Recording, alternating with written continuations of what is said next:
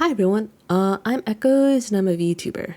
Sorry for the delay with this reaction as I went to Anime NYC last weekend, so I didn't have the time to record when I usually do.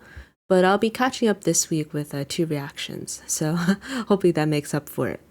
I'll be going over Grendizer episode 8, which pretty much just covers when Rubina and Duke reunite and able to have a somewhat more proper conversation, among other things. It's actually a rather juicy episode where we get a lot of new information that wasn't revealed before. But yeah, it's overall enjoyable. So yeah, I'm going to take the time to go over it right now. So essentially the first news we get is that they have pretty much are fixing up the Mazinger using the planet fleet technology. You can see with the help of Dash and Grendizer, they're helping fix it. And you can see that it's still in construction. And this person, the father of Sayaka, is like, this planet's fate will depend on these aliens. He still doesn't trust the alien forces or alien people too much because they're technically not Earthlings. He thinks that their alliance or loyalties may lie somewhere else, which I think is understandable. Let's get the opening, which we'll skip for now. And then we have Sayaka and Maria essentially playing around with the spacers, which are the support vehicles of Grendizer, which is super interesting. Sayaka's piloting the flying one. And then Maria comes up using the driller spacer. And then Kasala is asking, are those two part of the chosen ones?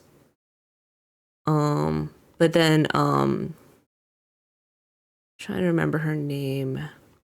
The brown-haired lady says no, it's only Maria who's technically qualified.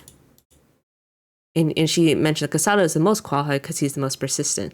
You can tell that he right now is wearing disguise, probably just to hide his identity from everyone else, because he's technically a traitor. And the one who killed Duke and Maria's family. So yeah. It's like, thank you, but you also have killed a lot of people. So is that what makes it killed lots of people like you?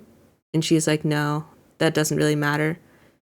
I'm a guardian. I serve entities much bigger and sublime than planet Earth. In a way, I guess whoever orders her to do things or give her a role is much bigger than just one planet. So I guess it'll be interesting if we get more revelations on who she serves properly, because it's unclear. Obviously, we know she's a guardian Grendizer who is supposedly created by some sort of supernatural being. But I'm interested in who essentially gave her the role of guardian. I think that would be interesting if we ever learned about that. And then we get this the flying evil saucer, and this is where Duke comes in, and then you can see that leaves a message. Can we meet privately, Rubina? So Rubina just sends him a message just so that they can meet each other. And then you can see that Maria comes in to smash the evil saucer. And then you could tell that Duke is a bit torn here. He's like, oh, I just got a message from Rubina, but also you kind of destroyed the message holder and stuff. But regardless, he's proud of his sister. And then you can see that Blocky is like, oh, piloting evil saucers is such a lowly task. It's not for a princess like you. And you can tell that she's kind of insulting him. It's like, oh, you lost more than 200 planes. In a way, she's slightly insulting. It's referring to previous failures, which this guy explains, which is good.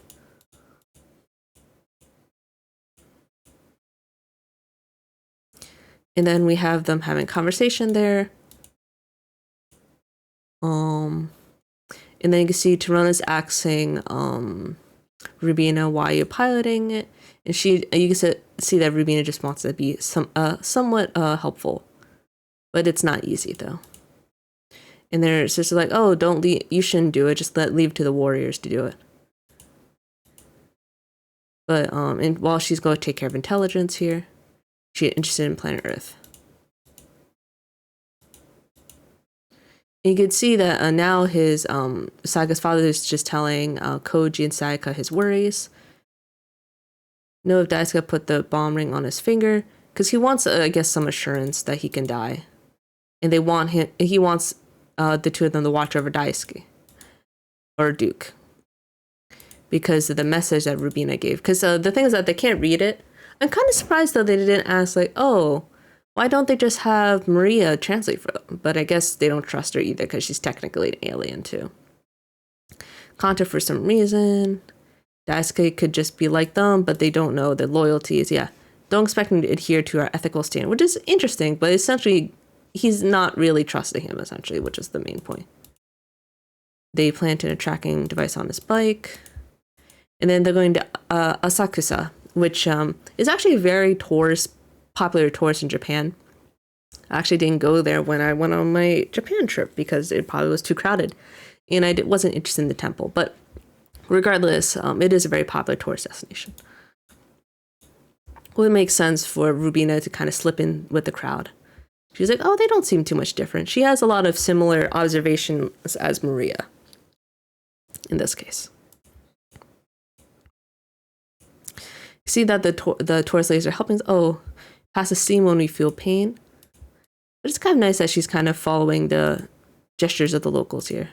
And then she reunites with him, and he's like, you can see that the old man's angry that this guy is like, or that Duke is sort of taken with the spotlight compared to all the old ladies.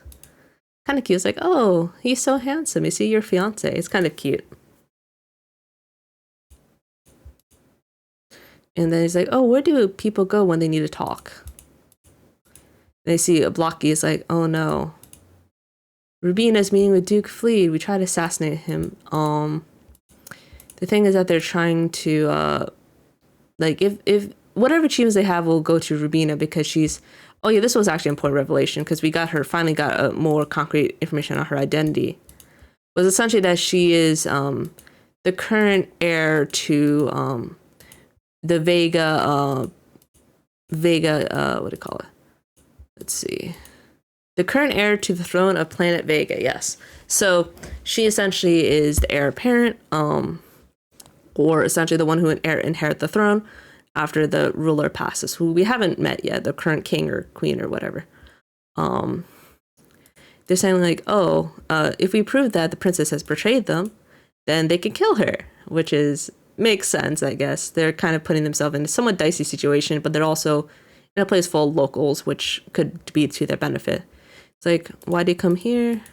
Raising tourists, but aliens are not tourists. There isn't much of a difference. You can walk with the aliens. But in reality, Koji's just telling her to trust him.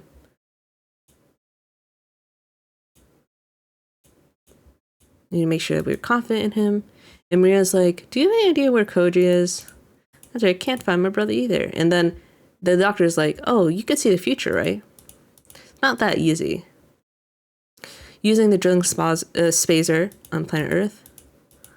Are you determined to fight? And then she just essentially confirms that, oh, I was against the Vega Alliance ever since day one. She never liked them, which makes sense. I think she's probably the one who definitely has the most opposition to them compared to Duke, who has the connection with Rubina and Torona. There's no doubt this alliance is behind my parents' death, which is, she knows the truth, which I appreciate. Because in a way, at least there's two people. There's Duke and Maria, who are the only ones who are definitely sure that the alliance killed their parents. And then we get some background of, oh, she's the daughter of the ruling Vega family. What do you expect? And you can see that she's kind of alone here. And then you have Duke is offering her a dance, which is very sweet. In a way, it's like their first like proper meeting when they were children, which is really cute. It's like, and she's like, why are you not afraid of me? Everyone else is.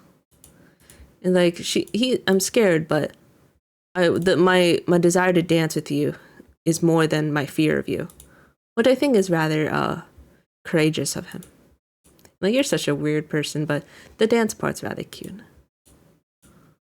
It's like, oh, and then you can see that they're just having their greetings and everything. And then he mentions about him almost killing her. if her sister didn't save her. So, and she mentions, oh, this planet, it looks like planet Fleet. They also have a horse resembling animal. And she just asks him a few questions, because the thing is that people are telling her all sorts of things, but she kind of wants to confirm for herself what's true. This is why she asks, did you plan to destroy Planet Fleet and kill me by using Grendizer? And then he essentially says no. I don't know if you believe me or not, but and then he explains what happened. You see these two are essentially just observing him. And then you can see that they're pretty rich because they just bought the hotel. And then you can see that Koji's like, I hope you're not colliding with the enemies. I got my button to kill you if needed. And then Commander Blocky is essentially like wants to infiltrate, and then he uses his devil's ears, which allows him to hear people's voices. Do you have any... the thing is that he essentially mentions I didn't kill my parents. Casado did. Of course, he wouldn't kill his parents. And then he mentioned that Grendizer went out of control. Try to stop him, but it was all in vain. And then he also knows he doesn't have any proof. He didn't have like recordings or anything. It was just all happening, and he couldn't get any proof. Then Rubina says, Trona told me something. The Vega Alliance told me something else. And then what you're saying is another story. Who should I believe? And then she says that she believes him, and he's like, what? I feel like you're not lying. Which I think is something that she just wanted some sort of confirmation. And then he appreciates that, and then you see Torona comes in and is like, what are you doing here? And then he thanks Torona for saving Rubina. I'm glad that she's alive.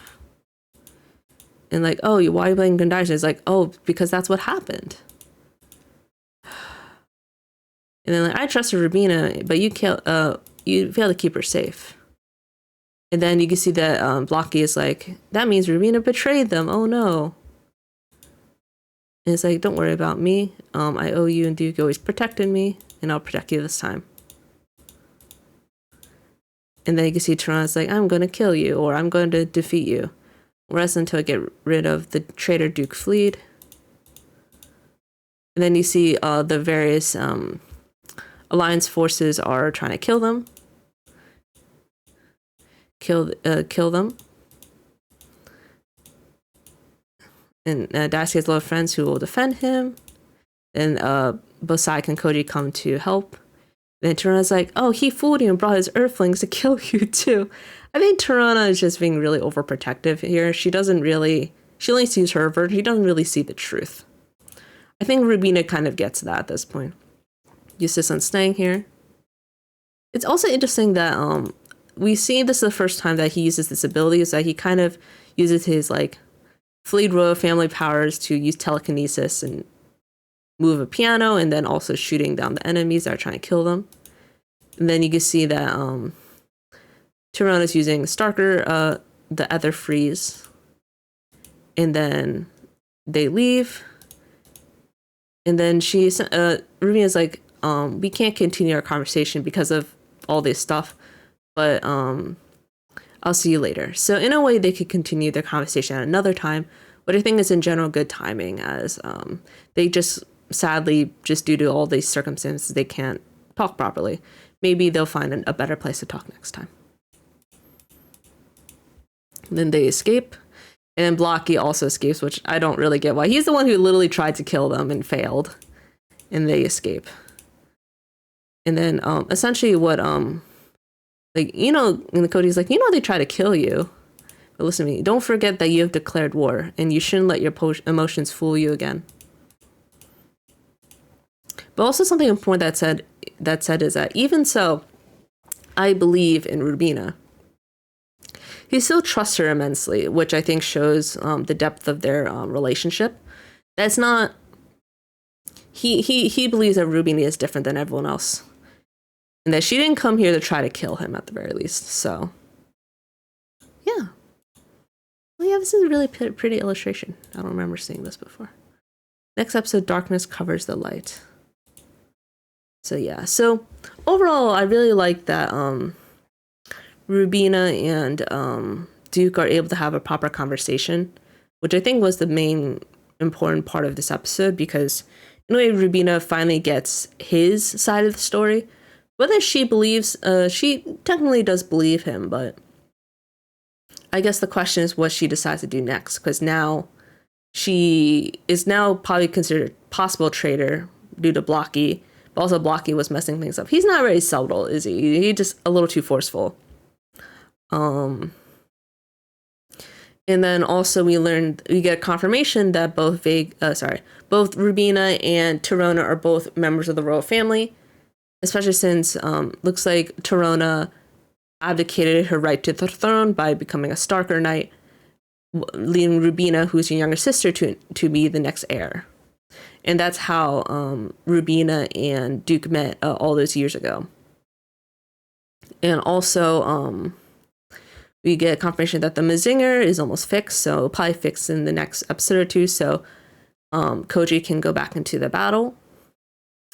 We also learn about the Vega Alliance being suspicious about wanting to kill Rubina because she has a superior position over all of them as part of the royal family. And we get, obviously, the reconciliation a bit at the end, and that they'll probably meet at another time. The feeling I'm going to get is that either Torona or Rubina will eventually go on the Earthling side once they know that the rest of the Vega Alliance is against them. But I'm kind of surprised at how blatant, like, Blocky trying to kill them all and everything will lead to some sort of dispute, inner dispute with the Vega Alliance itself. Because at this point, we kind of get a sense that there's various factions vying for control. In that, in a way, Rubina and Torona are only one faction. In all the faction with like Blocky, that science guy, and then the other person, essentially are their own faction too. They're not entirely united because they're such a big alliance. So that's always interesting. We get more complicated stuff happening. But yeah, overall good episode. Learned a lot of new things and looking forward to the next one. Take care and have a good rest of your day.